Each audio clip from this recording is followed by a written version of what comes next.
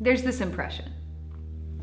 The God of the Old Testament, he's marked by aggression. He's different than the God of the New, and if you're telling me he's the same, I don't want anything to do with the God you claim. Because your God, he's inconsistent.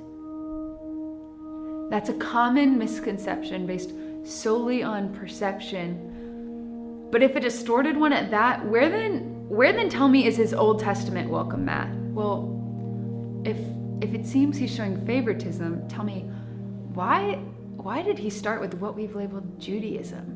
But your God, he seems to have enabled genocide. Bold, but such a claim fails to realize he's responding to infanticide. What we might mistake as an ethnic cleansing is really addressing a moral compromise without any give and take, such that they chose their own demise. But even then, does God take pleasure in the death of the wicked? One glance at the afflicted, and many feel he does, but Ezekiel 18 shows us that isn't what his actions mean, and his harsh judgments, they didn't come without warning. The messages of the prophets should have been concerning. The perfect plot for a cinema, Bethlehem to Nineveh, it didn't matter who you were, discipline they knowingly chose to incur. But his harsh judgments, they didn't happen immediately, years later in fact. If only Israel behaved obediently, they would have then stayed on track.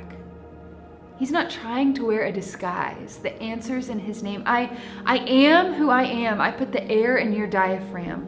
Holy, righteous, just. Who are we to look upon him in disgust? He's the fairest of them all, and his decisions stand so very tall. Just take a look at the curtain call. Ruth, Rahab, then Jonah too. Most of us never knew. He didn't choose to be exclusive, so why do we deem our guessing to be so conclusive?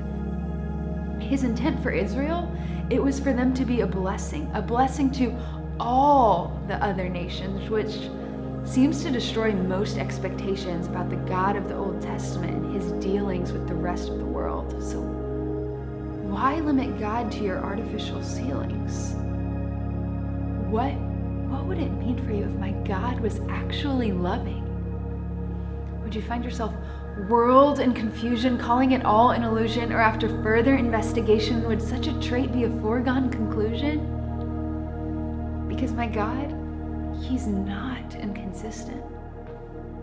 It's a common misconception based solely on perception. If instead of being resistant, you'd be all the more persistent when you come face to face with reality, you won't question his integrity. He's the beginning and the end, Alpha and Omega. He's been God since day one. Let us create man in our image. Yeah, the Son, he was there too. I'm telling you, this much is true.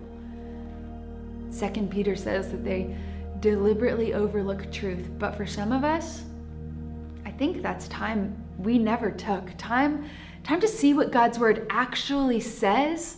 So here I am begging you to inspect that misunderstood character of his.